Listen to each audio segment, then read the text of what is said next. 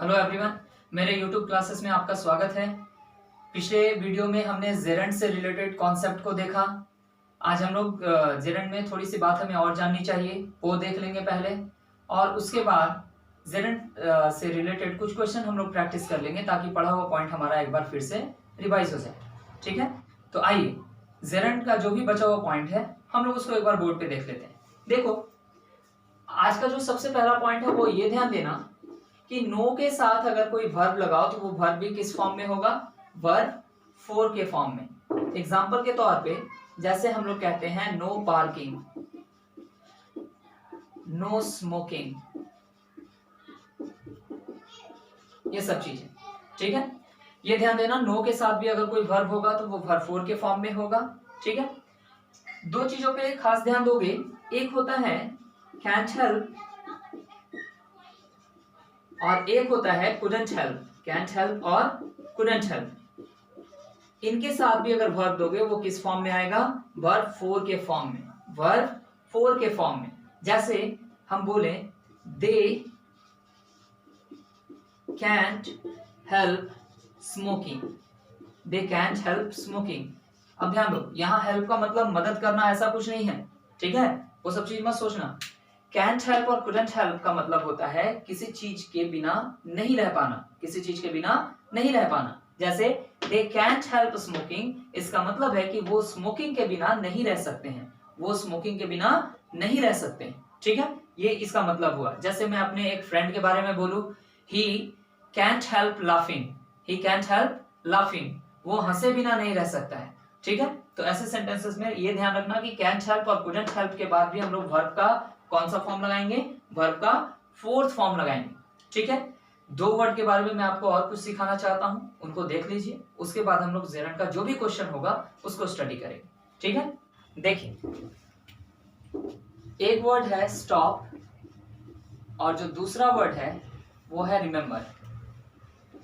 Stop और remember, इनके साथ दो कॉन्सेप्ट काम करेगा, एक 2+V1 का और दूसरा वर्ब फोर का। दोनों बातों को एक एग्जांपल से देख लेते हैं। देखो, जैसे हमने कहा ही स्टॉप्ड स्मोकिंग और दूसरा ही स्टॉप्ड टू स्मोक। इन दोनों एग्जांपल को गौर से समझो। अगर हम कहते हैं ही स्टॉप्ड स्मोकिंग, तो स्टॉप के साथ हमने वर्ब फोर का यूज किया, बिल्कुल सही।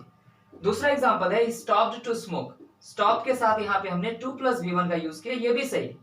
लेकिन इन दोनों के बीच एक बेसिक डिफरेंस है। डिफरेंस क्या है? ध्यान देना, जब आप स्टॉप को किसी काम को बंद करने के लिए करते हैं, किसी काम को बंद करने के लिए यूज करें, तो उस स्टॉप के साथ आप वर्ब का कौन सा फॉर्म यूज करेंगे?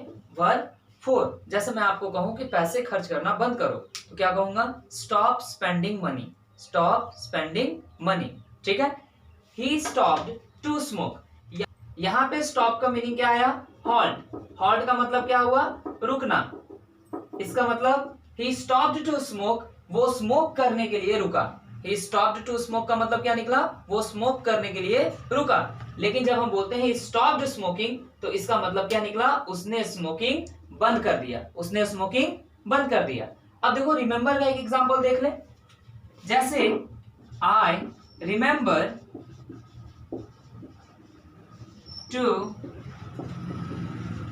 invite him, I remember, दूसरा example, I remember inviting him। इन दोनों चीजों को अगर हम ध्यान दें तो दोनों में डिफरेंस क्या है ये समझना। अगर हम बोलते हैं I remember to invite him, इसका मतलब है कि उसको अभी इनवाइट करना है, उसको अभी इनवाइट करना है, ये काम अभी हुआ नहीं है। तो I remember to invite him का मतलब हुआ कि उसे इनवाइट करना है, ये मुझे याद है। ठीक, लेकिन जब हम बोलते हैं I remember inviting him, I remember inviting him, इसका मतलब हो गया कि ये काम हो चुका है, ये काम ऑलरेडी हो चुका है।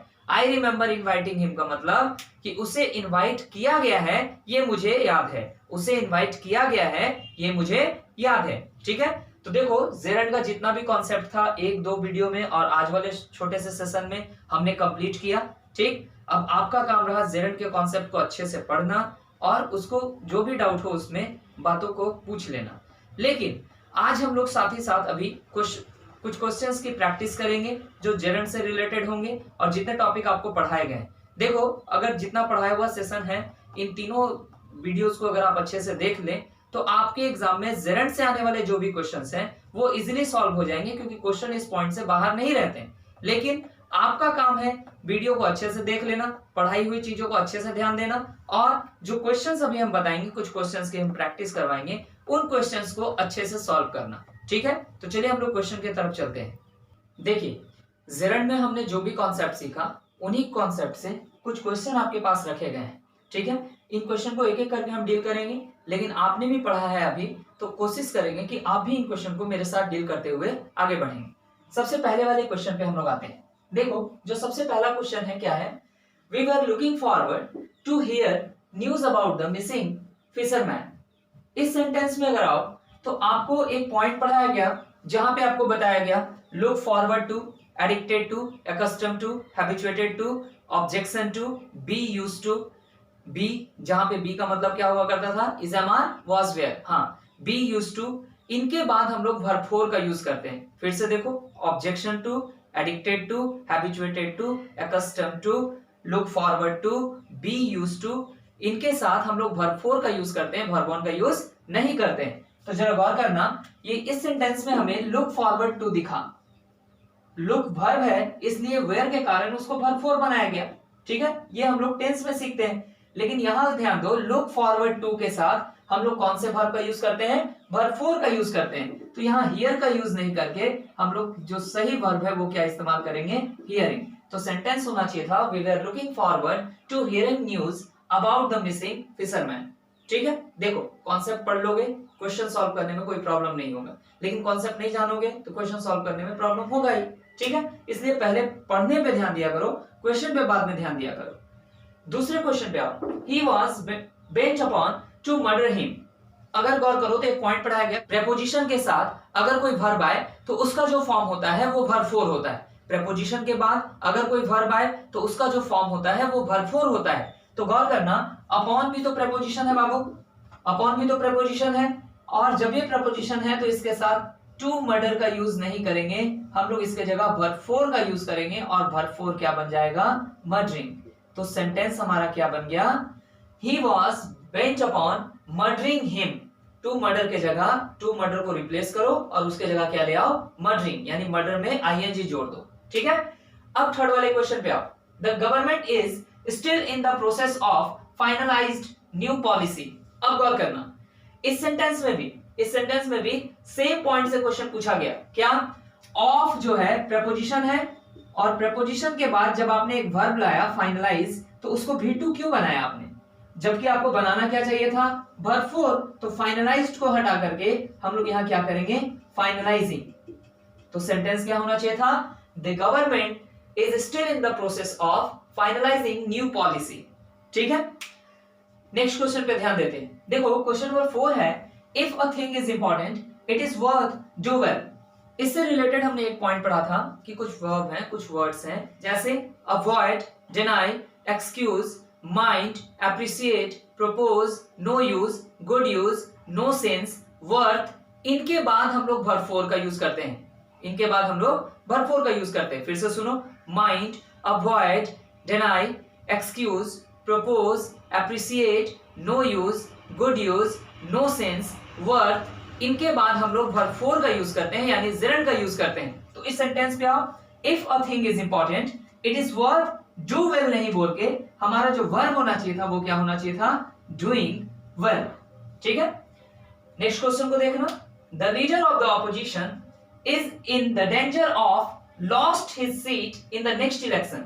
गौर करना, ऑफ प्रेपोजिशन है ना, और जब आप प्रेपोजिशन के साथ वर्ब लाएंगे तो V2 नहीं होगा, वर्ब फोर होगा। तो यहां हम लोग लूजिंग का यूज करेंगे, यानी हमारा जो सेंटेंस है वो क्या होना चाहिए था, the leader of the opposition is in the danger of losing his seat in the next election. ठीक है, तो ये हमारा जो सेंटेंस हुआ, सेंटेंस नंबर 5 का करेक्शन। नंबर 6 में आ जाओ, I should avoid to meet people with dubious reputation. अब ध्यान देना, यहाँ पे अवॉइड का यूज किया गया।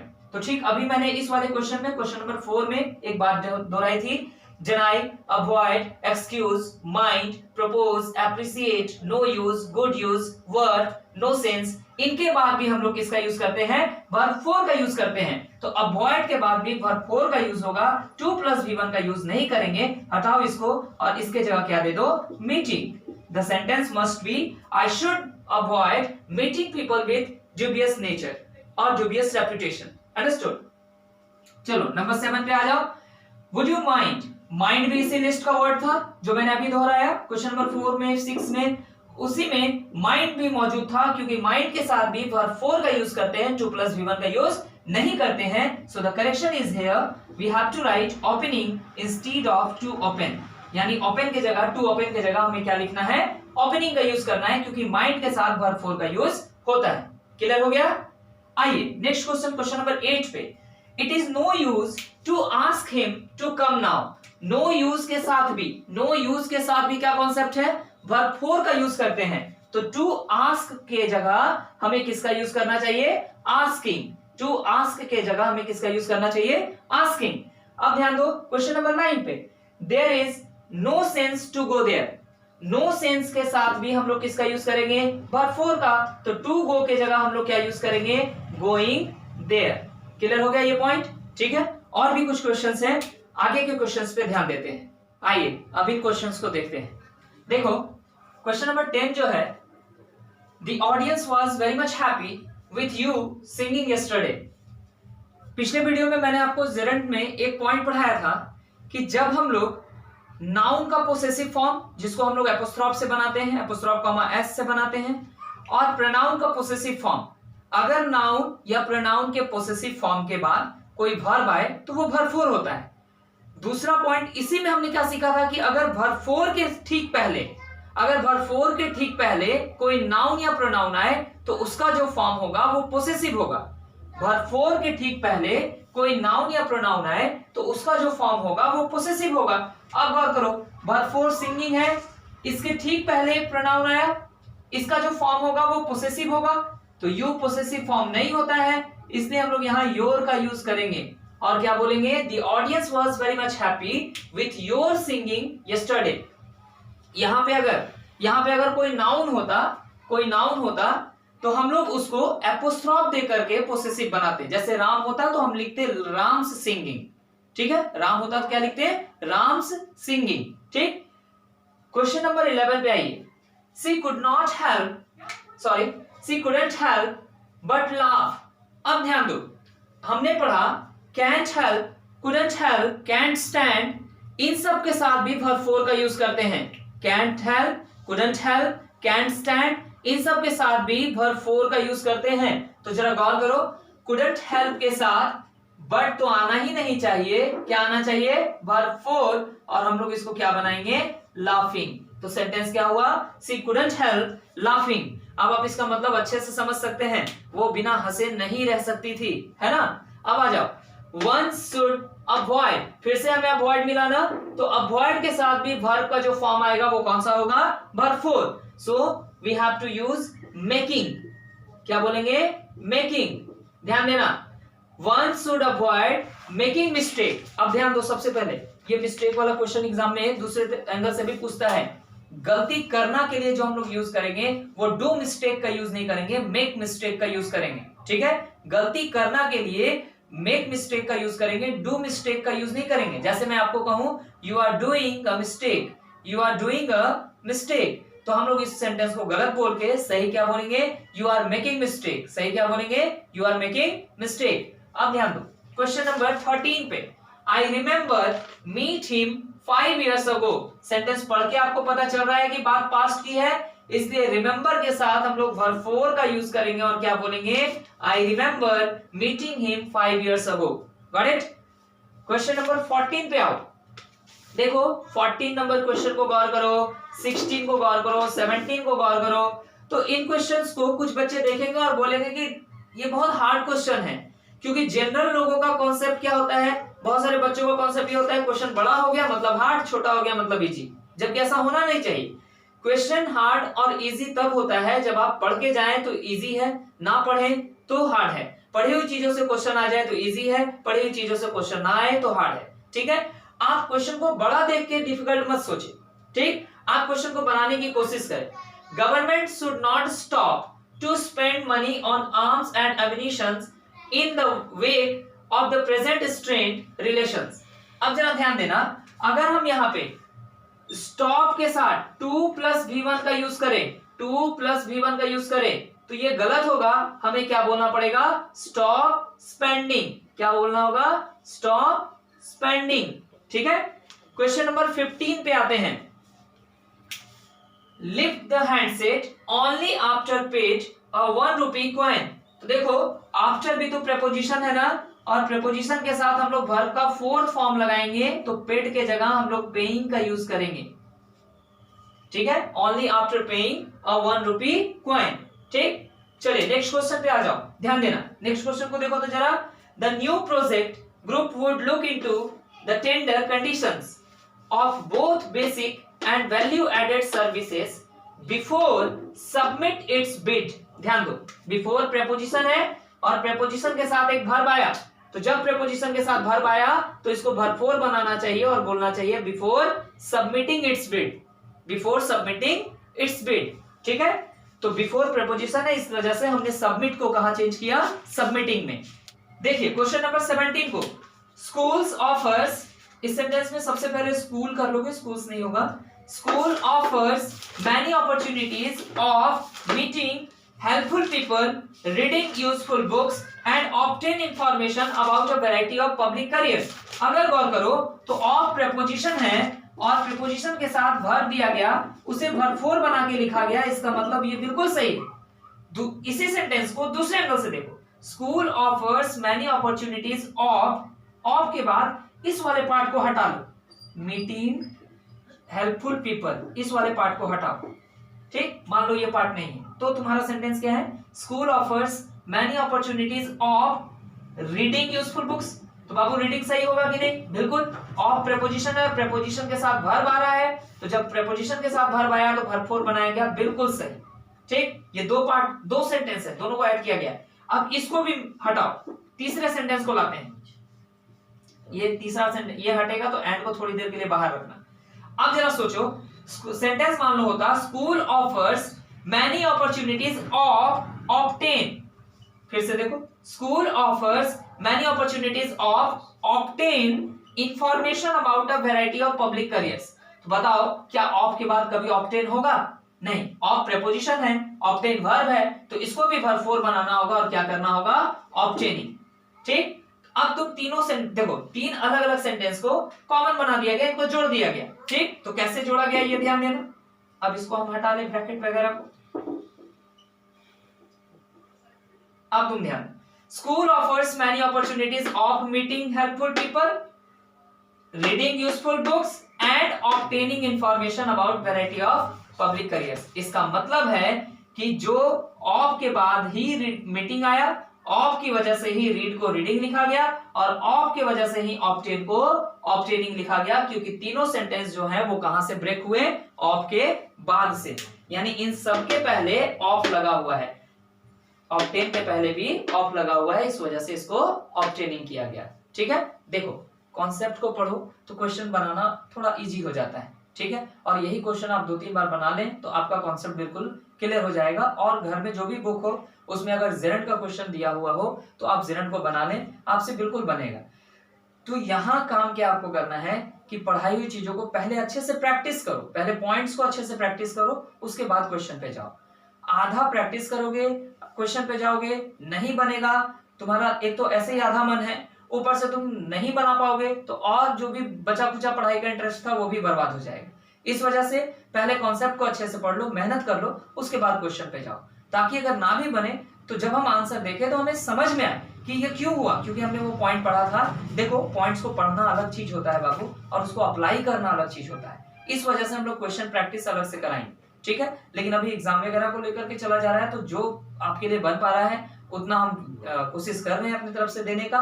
फिलहाल आपका एक काम रहा, जेरंट को कंप्लीट कीजिए। कल हम लोग वापस मिलेंगे नए टॉपिक के साथ, कोई नया टॉपिक उठाएंगे, देखेंगे। कुछ बच्चों का मैसेज आया था कि सर टेंस के रूल्स को हम लोग याद नहीं रख पाते हैं, तो टेंस के रूल के लिए कल हम एक वीडियो अपलोड करेंगे जिसमें आपको टेंस का रूल बनाना सिखा दिया जाएगा। इससे क्या होगा कि आप टेंस का रूल एक बार खुद से बना लेंगे ना, 1-2 बार, तो वो आपके दिमाग में बैठ जाएगा। ठीक है, अच्छे से मेहनत कीजिए, आने वाले एग्जाम को अच्छे से दीजिए, और फिर मैं तो आपके साथ हूं ही।